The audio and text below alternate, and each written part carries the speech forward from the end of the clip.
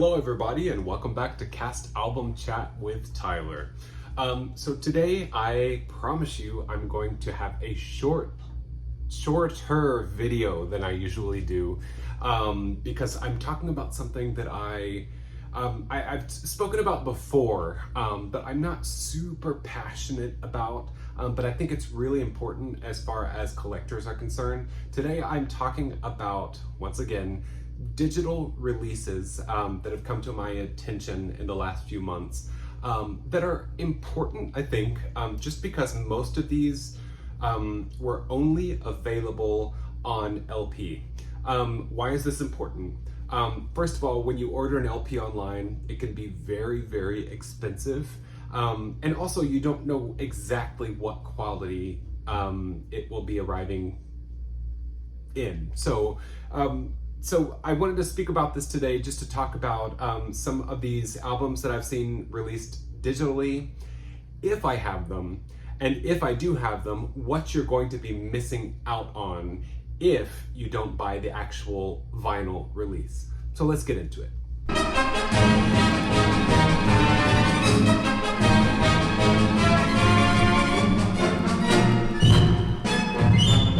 So some of these I've mentioned that I do have, some I do not have, and that's how I'm gonna split this list kind of in half here. I think I have 15 recordings. Most of them, like I said, are not available on CD, which I think is probably it's strange to say, but it's kind of the best of both worlds. When you have a CD of an older recording, you get not only hopefully better sound quality, not always, but hopefully better sound quality, but you also get some kind of physical release where you can see pictures, get some of the credits that came along with the original release.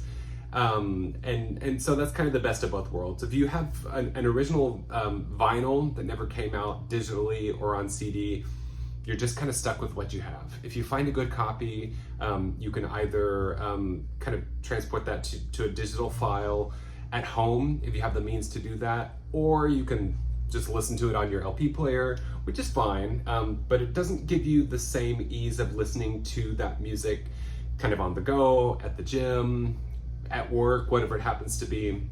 It's just not as easy. And then, you know, you could also get it transferred professionally, which I've done with some vinyls. In the list of recordings that I actually have physically, some of them I have transferred myself, some I've done professionally, and I might talk about that a little bit in there. But really the best of everything would be a CD because the sound quality is the best and you have some kind of packaging. So with these recordings, I'm going to talk about, you know, kind of what is the sound quality that you get when you either download them or stream them? What does the, you know, just the album art look like whenever you have the possibility of streaming or buying digitally? And then also, if I have the recording, I'll probably talk about kind of what you're missing out on if you don't have a physical release. So let's get started with the first chunk of the recordings, which are the recordings that I have found digitally, but I do not own on vinyl. And as you always know, there's kind of a little caveat. There are some little choices that I make sometimes that do not go with the rest of the list. So I'll start with two recordings that have been released on CD, but kind of stick out for a certain reason. The first one is the 1980 Madrid cast recording of Evita. The reason that I'm adding it on this list is because I have the original vinyl release. I have all of the singles that were released on 45 RPM. And then I have all of the CD releases, both the Latin version and the Spanish release. So like the Fat Boy box and then the little slim case. Why I wanted to add this is because there is a new remastered version from 2024. So I decided to give it a listen. I probably should have listened a little bit closer than just at the gym, because if I'm on the treadmill, I can't really pay attention, but I did what I could do. All of that is to say that I listened to the remastered version and I'm not entirely sure, my ears are not completely in tune with remastered recordings. Actually, I have Some that kind of stick out to me are like Phantom of the Opera. There was a whole in the early 2000s. There were a few releases of Andrew Lloyd Webber's pieces that were fairly well remastered when they came out on CD, and then they did a new remastered version with like the slimline case, the little outer cover, and then the liner notes. Some were better than others. Obviously, the Sarah Brightman Song and Dance, for example, that was the first time it was on CD. So of course it sounds better than any version that came before it. But Starlight Express from 1992, honestly, comparing the two, from the original release that I have and then the remastered release, I can't tell much of a difference. And unfortunately, that's kind of the situation with this Evita recording. I was listening to it. Maybe the new version has a certain edge. I didn't look to see what the price was on iTunes. I personally use iTunes or Apple Music just to stream or buy digital releases if the digital release is in fact better. Unfortunately, I didn't look at the price on this thing. Something tells me it's probably between $10 and $15. So if you don't have it and you can't find the CD release, which is not in print at the moment as far as I can tell, it's a good option. The sound quality is great, as is the CD, so I really couldn't tell much of a difference there.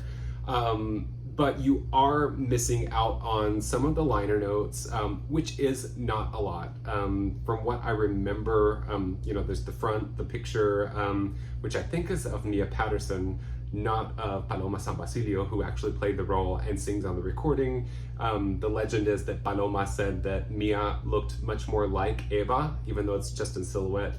That she was the actress that was in all of the promotional pictures of that, of what you see at the front of the LP or the CD. So, you're really not missing out on much. You get that front cover and then the back cover, which I think are just a few microphones. From what I can remember, maybe I'm just going to look down here really quickly. Evita. I can't find it right now. But there are not a lot of pictures that are included in either release. I don't think there are any pictures of the actual production from even the vinyl release. So if you're just wanting to listen to it, definitely stream this. It's probably the best that you can find. I think it's called Evita 2024 Remasterizado or Remasterizado, if you want to put it in English. But it's worth checking out if you haven't heard the recording before, because it is one of the best Evita recordings. The next one that kind of jumps out at me that has come out on CD as well is the 1977 Oslo Norwegian cast recording of Rocky Horror Show. I don't own the actual CD because when I've seen it available, I've had many chances to purchase it.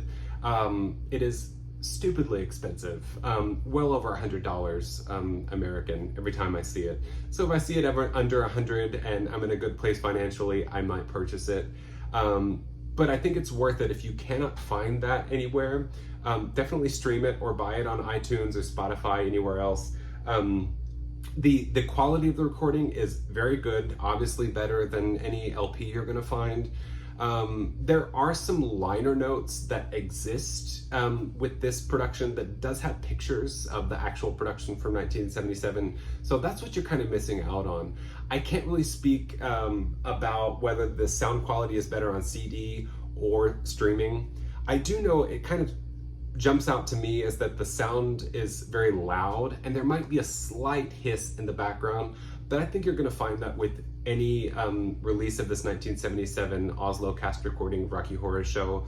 But don't pass it up, because it is a wonderful recording, super campy, and from what I remember, it has most of the songs in the piece, which is not always the case with the early Rocky Horror Show recordings. So definitely check out the 1977 recording. If you can find it on CD at a good price, first tell me and then I'll buy it. But if not, buy it yourself and own the CD, because it's a nice collector's item.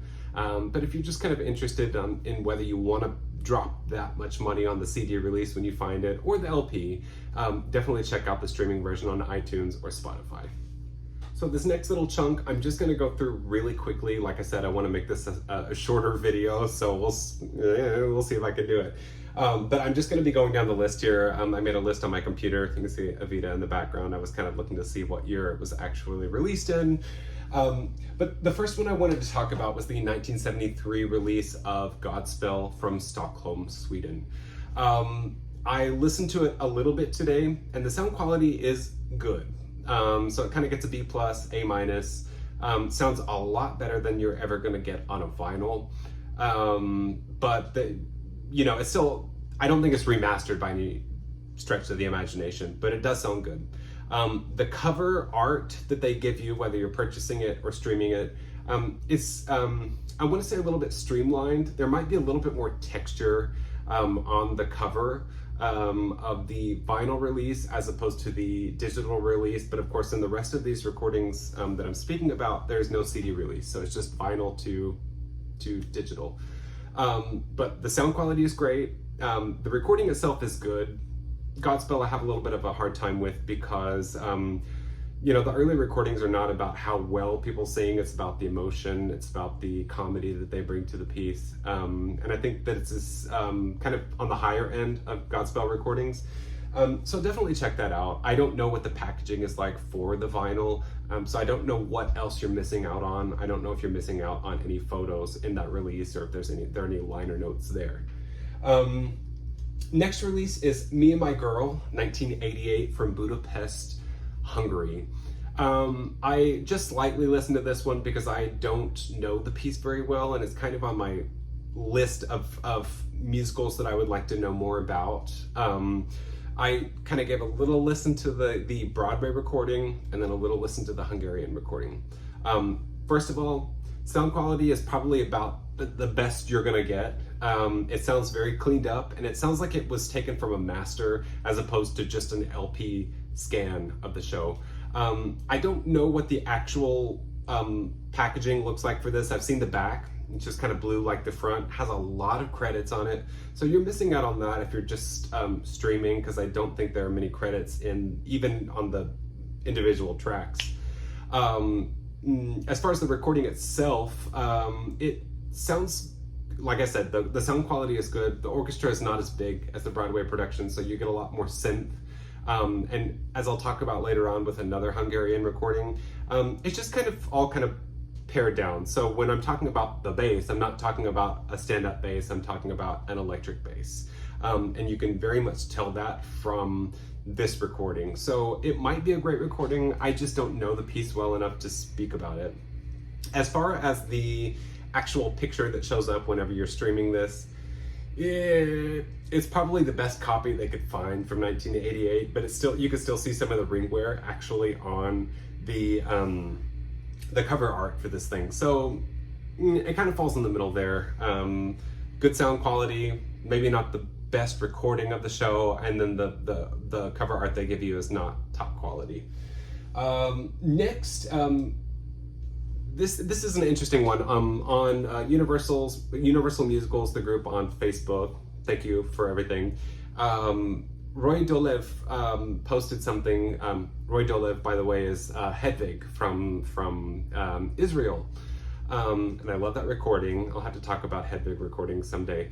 Anyway, he posted kind of a Spotify list of some musicals from Israel. So I didn't know that Hello Dolly from 1968 from Tel Aviv was streaming. It is. Unfortunately, I will say that the sound quality is not great. Sounds like it's just kind of a rip from an LP, not cleaned up. The overture is particularly rough. There are actually some sound dropouts in the overture, so I know this was not taken from original tapes. The recording is good, but the sound quality is not good. And also, I don't know what the physical packaging of this thing looks like, but I do know that the cover that they add has a little bit of wear on it. So this kind of gets like a C-, or maybe even F, just because of that overture with the audio dropouts there. Next is kind of a little single EP, 45 RPM. It's Men of La Mancha, El Hombre de la Mancha, from 1966 from Madrid. This one's a little bit different because, like I said, it's just an EP. So it has Nati Mistral, who played Alonza, singing 4 songs from the musical. one of the songs is actually sung by Alonza Dulcinea. So it's not really a cast recording as such. But she does get sing What Does He Want of Me in her particular style. I think you should just go and, I don't know if the Mexican cast recording is streaming. It probably should be. But if not, there is an Orfeon release and also an HMI release, which I've spoken about before, which are going to be far better. Sound quality on this thing, that's maybe a C grade. And then the art that's on the streaming platform is actually really great. So even if the copy that you have, like the sound quality is not great, and then maybe the cover is a little bit faded, at least you'll get middling sound quality here and good cover art. The cover art is very well scanned and cleaned up. So definitely check that out if you haven't heard it before. Next is Joseph and the Amazing Technicolor Dreamcoat, 1970, from Vancouver, Canada. It is billed as Joseph, a rock opera, I think. And it is from way back in the day when Joseph was a much shorter show. I don't know what the packaging for this thing looks like, so I don't know if there were ever any pictures added of this production or what the production was really like. Really, there is only one singer, male singer, with a voice choir. So I don't really know what the real production was like or how it was produced. You do get a different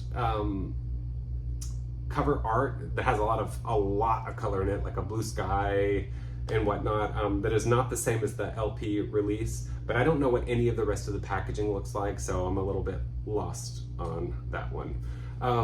But the sound quality is great. I think it came from a master tape, so you're not losing any sound quality. It's going to sound better than any vinyl that you'll be able to find, I assume.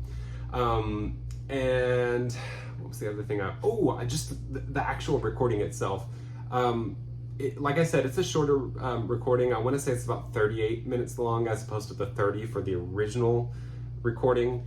So there's not a lot there. It's not the fleshed out piece as we know it today. But I love the arrangements on this recording. They're so late 60s, early 70s. You get that really fun brass that was kind of part of pop music at the time.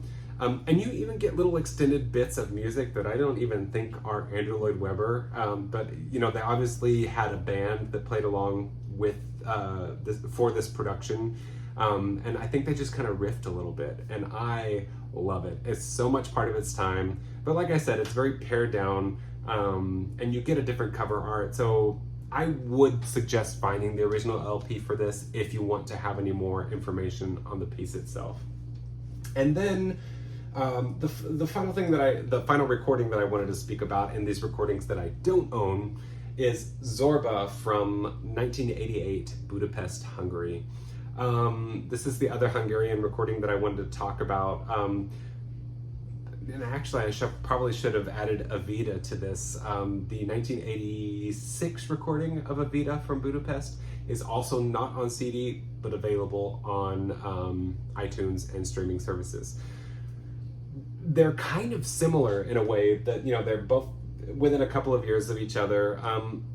The recording quality is great. I think it was taken from actual master tapes, so you don't get any hiss, you don't get any distortion or anything. So the sound quality for both of those is the best that you're going to find. Of course, you don't get any of the packaging. I don't know exactly what the Zorba packaging looks like necessarily, but I know Evita, there are no actual pictures from the production. On the back, there is a promo shot of Eva and Che.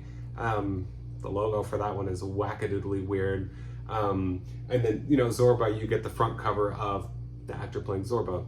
But I don't know exactly what the packaging is like there or the credits necessarily. But the cover art for both on the streaming versions is clean, well presented, so A+ there.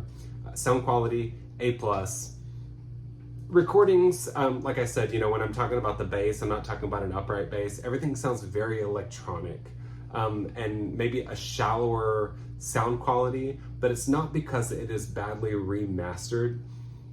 It's just because maybe the original sessions were not in the best of conditions. So that's kind of my list of recordings that I don't have. So let's get to the recordings that I do have. All right, first up for the recordings that I do have is the 1985 Australian recording of La Cage aux Folles. The reason that I say Australian as opposed to any city is because I believe it played a couple of cities, at least Sydney and Melbourne. So this is the vinyl here, a lot more pink than red, and then you get the Australian flag here. As far as the streaming version, the sound quality is wonderful. There was a copy that was kind of floating around out there for collectors that sounded really great for many years. But the newer version that's available on iTunes or any streaming services is also top-notch. The other version was top-notch as well, so I really can't say anything. I think there was a little bit of audio distortion in Song on the Sand or something like that, but nothing that kept me from listening to it, because this is the best recording of La Cage aux Folles. Let's face it, it is. I don't want to go too much into the actual recording because I've spoken about it in another video, but when you are streaming, you get the cover art, which is in perfect condition. Good job there. Sound quality, good job there. But what you're missing out on are all of the pictures that you get in the Gatefold LP album, plus all of the credits that you have here on the back. So when it comes to La Cage, if you can stream the album just to see if you'll like it, if you don't like it, I don't know what's wrong with you, but just to see if you like it, stream it or buy it for not very much. It's probably like $8 or $9 from iTunes. See if you like it, and then see if you can find the LP. The LP is not that difficult to find. Mine's in actually pretty good shape, and I should probably put it in a frame next to my Colombian recording somewhere because they look fairly similar.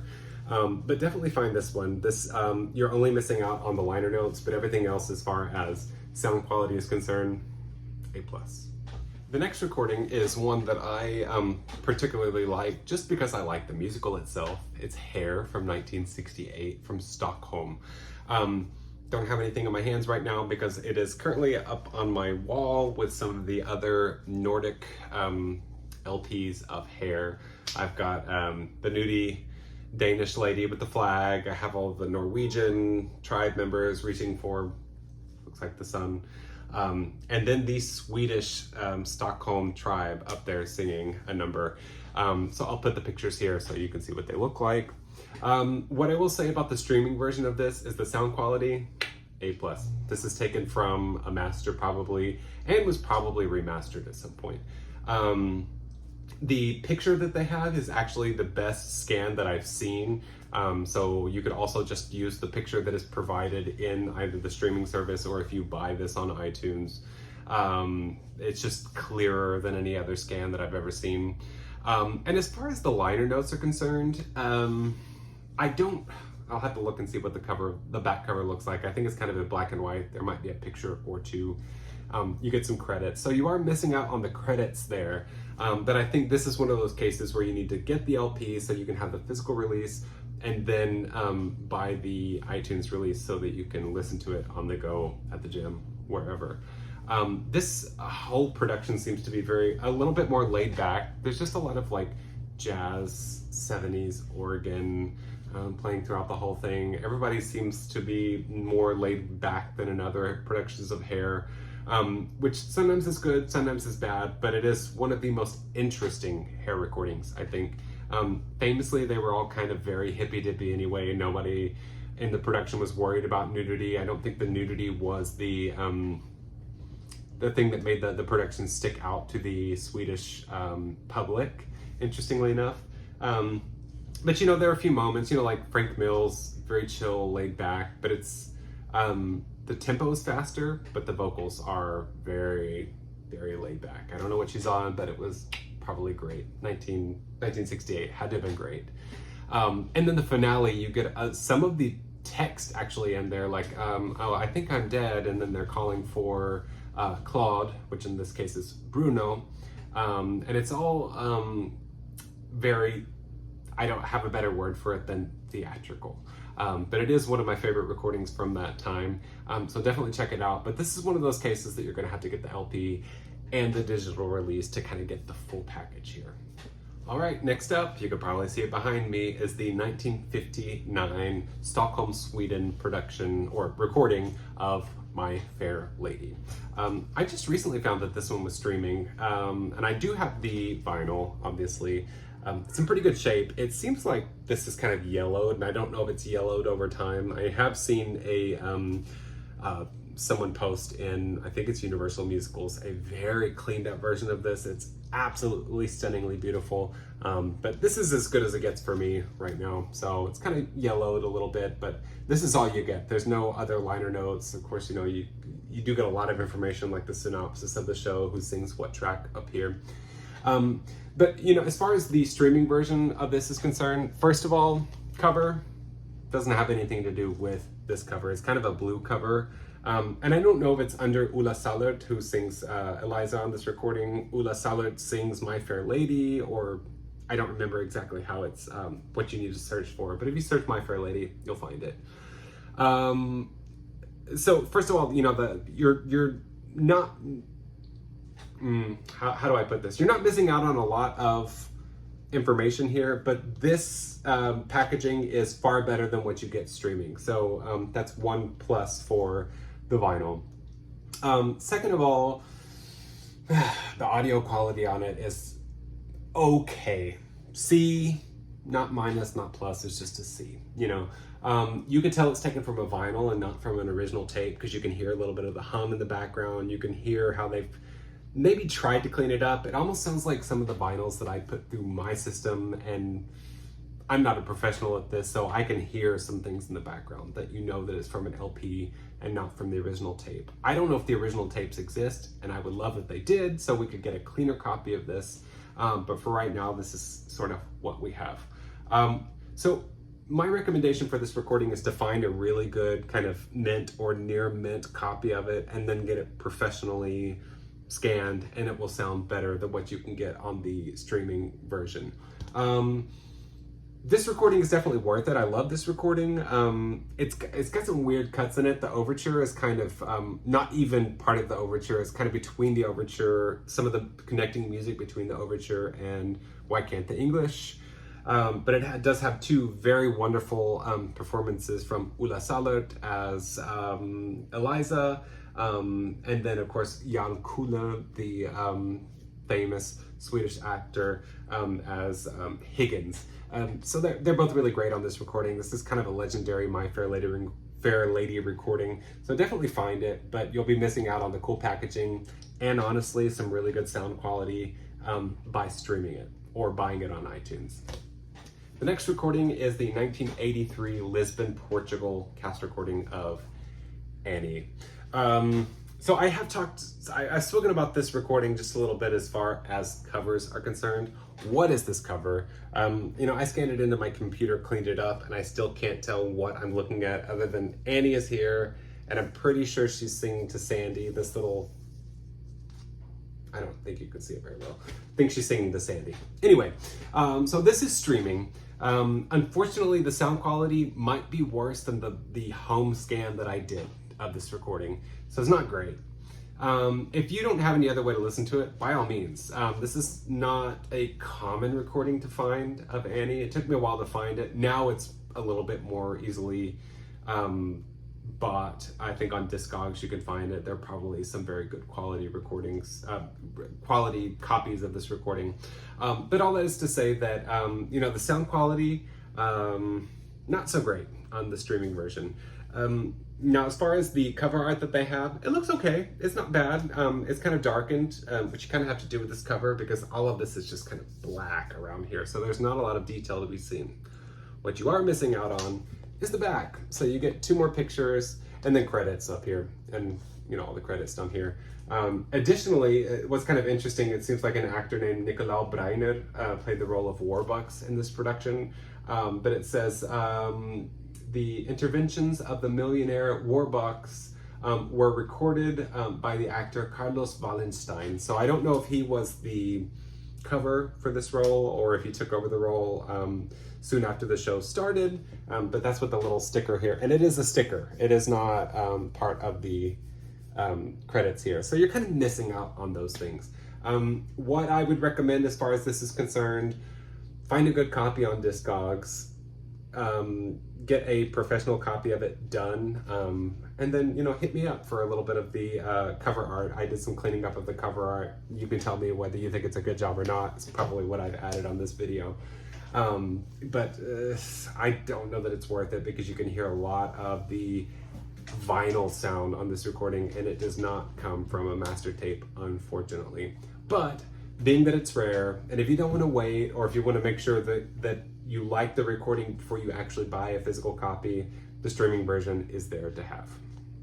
The next recording you can just see slightly behind me over here. I think I talk about it in every video that I do, because it's one of the rarest physical releases that I own. It is the 1981 South African recording of Evita. Once again, I say South African because I think this production played both Johannesburg and Pretoria in 1981. My cat's playing around over here, so sorry if you hear him. I love this recording, but it is really just kind of a sliver of the score. There are highlights. The sound quality is a little bit shallower than I would want it to be. It might be a little bit tinnier than some of the other recordings, but I think they put a lot of life into it. I like this recording with Eric Flynn, Joanne Pizarro singing the role of Evita, shared with Sharon Lynn on a couple of tracks.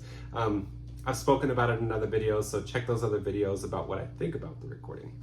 Now, what about the streaming version? First of all, the cover art, not good. And it's to be fair, it is a hard cover to scan, because it's just gray with kind of black and white kind of text on the front, and the design, the Evita logo. So there's not a lot there that they can really mess up. I did a cleanup version, so I don't know if I have kind of like a gross looking scan of it or not, but I'll put up the scan that I did myself and cleaned up, and just put a uniform color in the background. Just that these old covers, like the texture doesn't scan very well, and it's not very uniform. But obviously it's just meant to be a gray background with the black and white text in the front. So that's the way I interpreted it when I fixed the cover, and then I kind of put it into my iTunes. But all of that is to say, I've talked about the recording. What you're going to be missing out on are the pictures in the back, which are not really production photos. They're kind of headshots in costume of the four lead actors, the two Evas, Che and Perón. So there's not a lot you're really missing out on there, but there are not many credits added to the individual tracks. So if you want to know kind of who sings what on this recording, you might want to try to find the LP, although it is very difficult to find. Took me 20 years to find it, so good luck. What I will say is, I think, let me just kind of click over here. One of the interesting things about this recording is that Roy Balkan sings This Night of a Thousand Stars. And from what I can see from the credits on any other information I can find online, Roy Balkan did not play the role of Magaldi in this production. So if anybody has any information on why Roy Balkan sings that song on this recording, I'd be interested to know.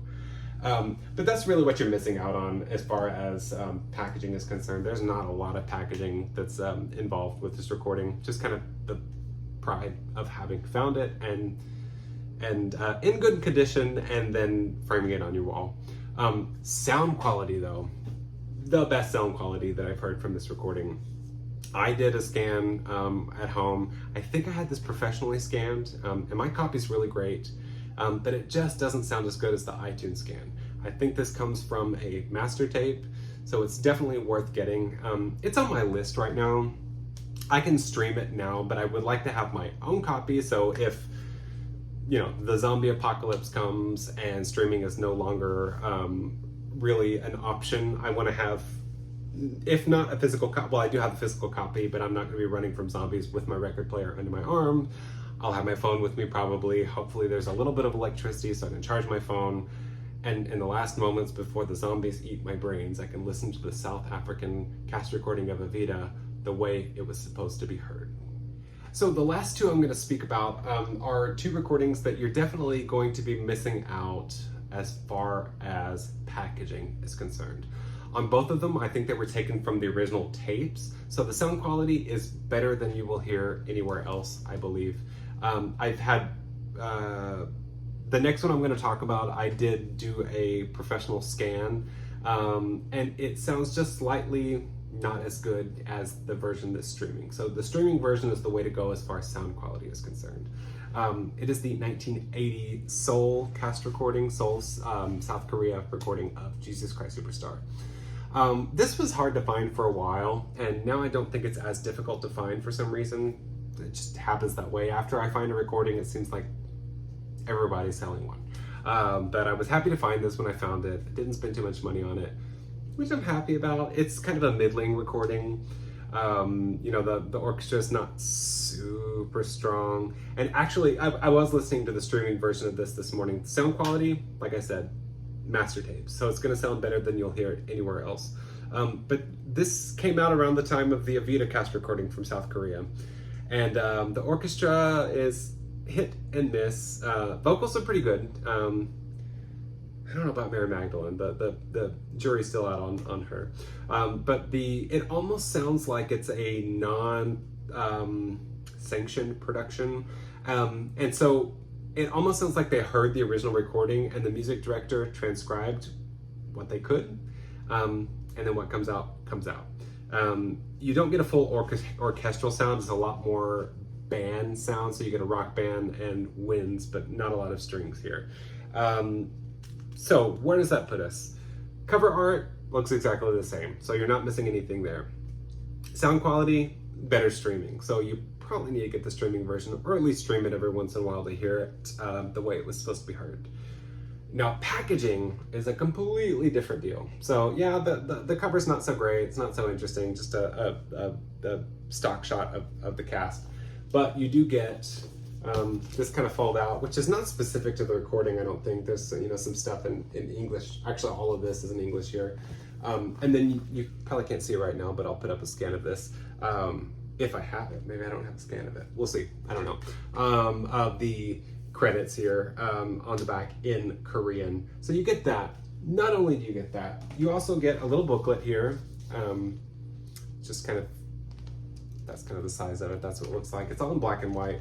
But you get the lyrics for the show, you get some information on the cast, you get headshots of the cast here. Unfortunately, I don't think there are any other pictures of the production itself, but you do get a lot more here.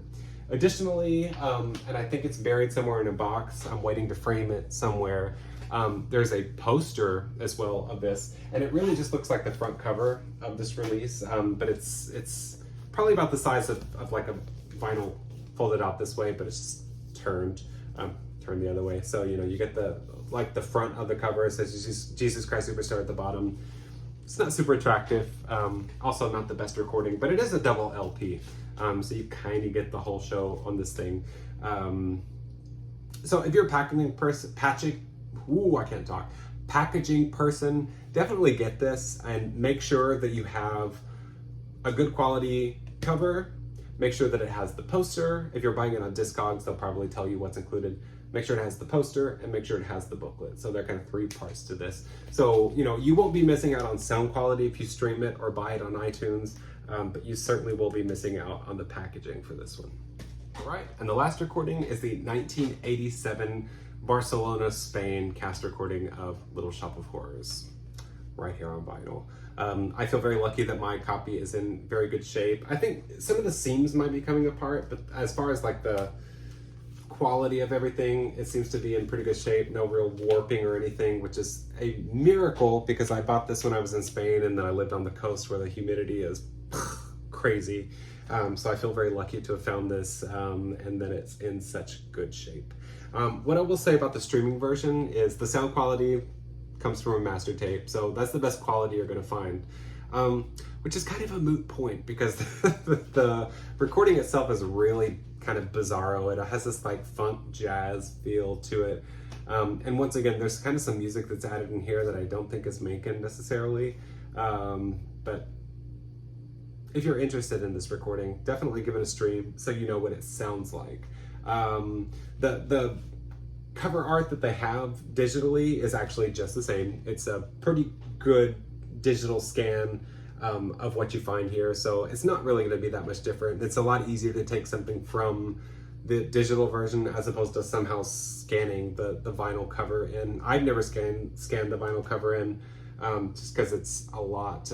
I don't know if you can see my little scanner back here. I've got my Korean Jesus Christ Superstar on top of it, but it's about the same size as a vinyl, but the scanning screen is much shorter, so I have to like piece it together, and sometimes the colors are different when you take two scans. It's a nightmare. So all that is to say that the cover scan is actually pretty good. So A+ there. Sound quality, A+. On a recording, which is maybe a C+, I don't know. But you are missing out on some pictures in the back here. Just some black and white pictures, plus all of the credits here. So you get all of the information that you could possibly want, as far, and the things that I always look for are the tracks, who sings on them, the translator, and usually the music director or conductor. All of that information is on here, so I'm really happy to have that. But what you're really missing out on, well, first of all, I gotta say there's a little on the, let me see if this is the, well, I think the lyrics are in there. Maybe I'm wrong. I thought there was some kind of like pullout with the lyrics on here. I'll put some information at the bottom if that is incorrect.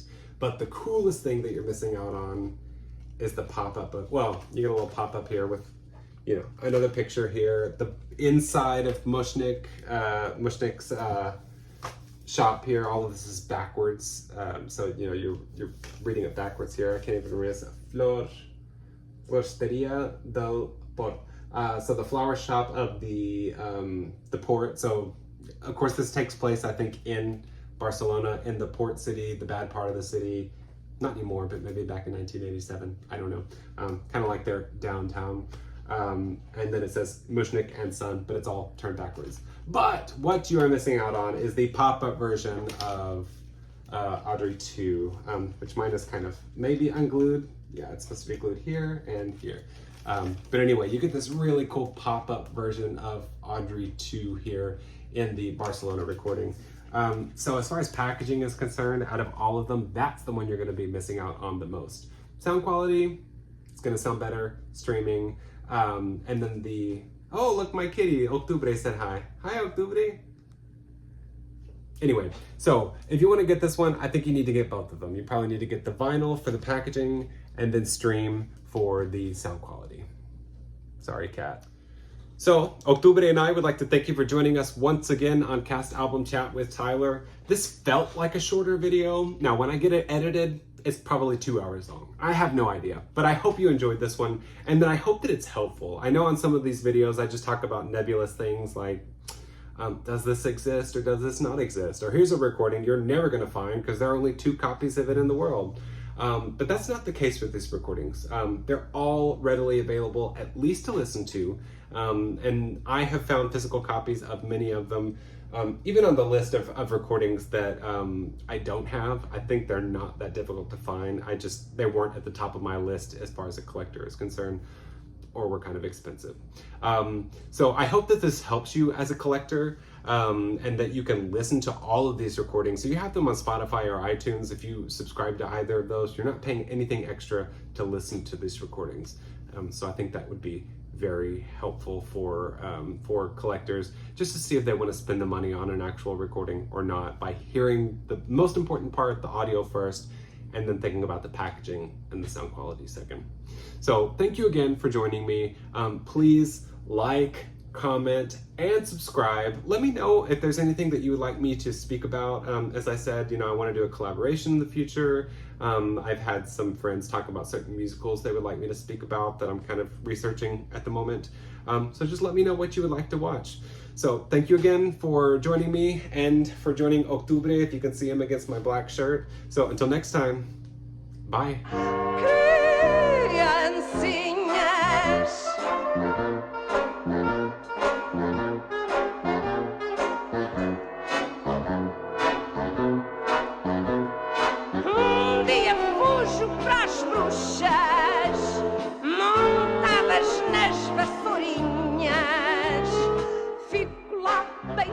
vida até que sejam proibidas. Querido